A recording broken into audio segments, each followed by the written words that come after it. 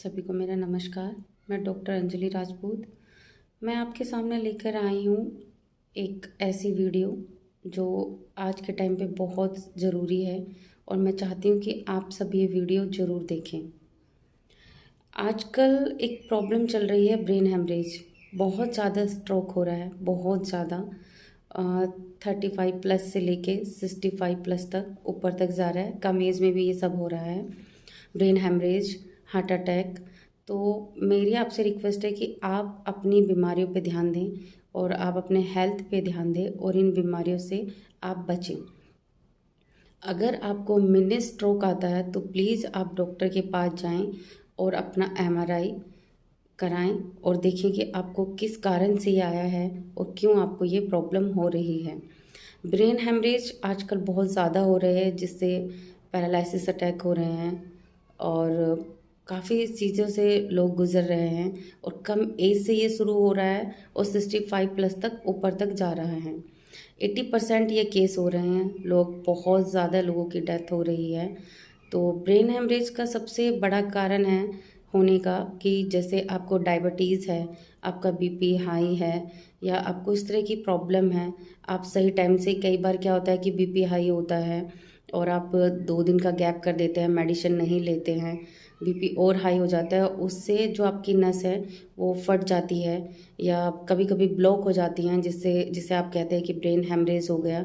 तो वो तो हम एमआरआई करने पर ही बता पाते हैं कि आपको ब्लॉक हुई है नस या ब्रेन, मतलब नसें फटी हैं, तो ब्रेन हेमरेज हुआ है या क्या प्रॉब्लम हुई है। कई बार पेशेंट ठीक होता है और मेडिसिन नहीं लेता है, या डायबिटीज़ है, ज़्यादा डायबिटीज़ होने के कारण भी ये प्रॉब्लम होती है।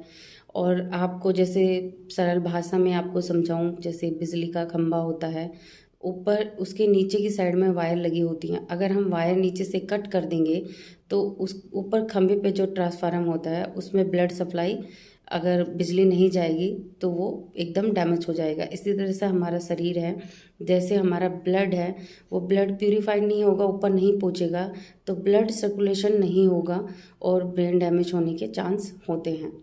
कई बार छोटा सा धब्बा हमारे हार्ट में जम जाता है, जिससे हमें अटैक आ जाता है, तो वही धब्बा धीरे धीरे जाके हमारी नसों को ब्लॉक कर देता है और ब्रेन में जाके जम जाता है, जो ब्रेन हेमरेज होने के 90% चांस हो जाते हैं। तो हार्ट अटैक और ब्रेन हेमरेज बहुत ज़्यादा हो रहे हैं। तो आप अपनी हेल्थ को लेके ऐसे ध्यान रखिए। अगर आपको बीपी हाई है, डायबिटीज़ है या और भी कोई बीमारी है और आपको लग रहा है, सर्दियों में इनका खतरा सबसे ज़्यादा बढ़ जाता है क्योंकि ब्लड गाढ़ा हो जाता है, ब्लड सर्कुलेशन कम होता है, जिससे हमें ब्रेन हेमरेज, हार्ट अटैक होने के चांस ज़्यादा होते हैं।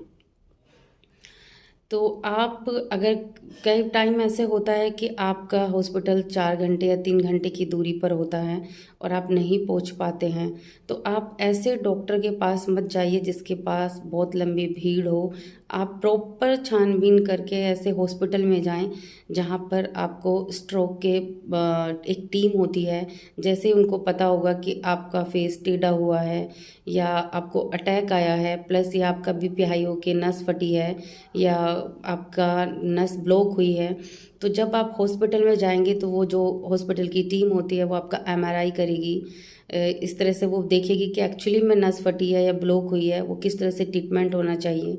अगर आप किसी डॉक्टर के क्लिनिक पर जाते हैं तो क्लिनिक पर वो सारी फैसिलिटीज़ नहीं होती है जो एक हॉस्पिटल में होती है। वहाँ आपका प्रॉपर जाकर ट्रीटमेंट तरीके से हो पाएगा। तो प्लीज़ आप इन सब चीज़ों का ध्यान रखें और आप कोई भी अपनी हेल्थ को लेके लापरवाही नहीं करें, क्योंकि ब्रेन हेमरेज, पैरालिसिस के केस बहुत ज़्यादा हो रहे हैं, बहुत पेशेंट आ रहे हैं, बहुत लोगों की डेथ हो रही है, टाइम से ट्रीटमेंट नहीं करा पा रहे हैं।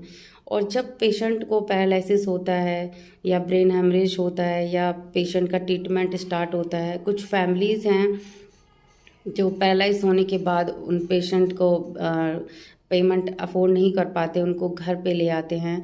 तो आप उनका ट्रीटमेंट बहुत अच्छे तरीके से कीजिए, क्योंकि वो सब कुछ ब्रेन से ही हैंडल कर लेते हैं, ब्रेन से बॉडी को टाइट कर लेते हैं, या उनका बॉडी आधी डैमेज हो जाती है, पैरालिसिस हो जाती है, वॉइस बोल नहीं पाते हैं और उनका हाथ नहीं उठता है, पैर नहीं उठता है, इस तरह के केस हो जाते हैं, तो आप उनकी एक्सरसाइज कराइए। 5 तत्वों से भी पेशेंट को ठीक किया जा सकता है।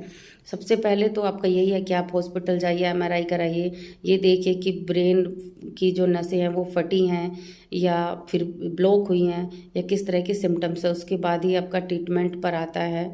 और आप कितनी भी दूरी पर हों या कुछ भी हो, आप घर पे बैठ के कुछ नहीं कर सकते जब तक आप डॉक्टर के पास नहीं लेके जाएंगे, तो प्लीज़ आप इन चीज़ों का ध्यान रखें।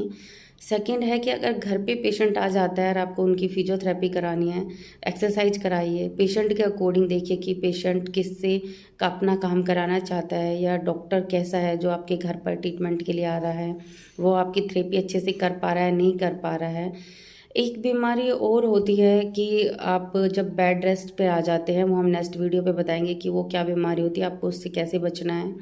मैं इस वीडियो के साथ में आपके वो ब्रेन हैमरेज और हार्ट अटैक स्ट्रोक की वीडियो भी फोटोग्राफ्स मेंशन करूँगी, आप वो भी चेक कीजिए।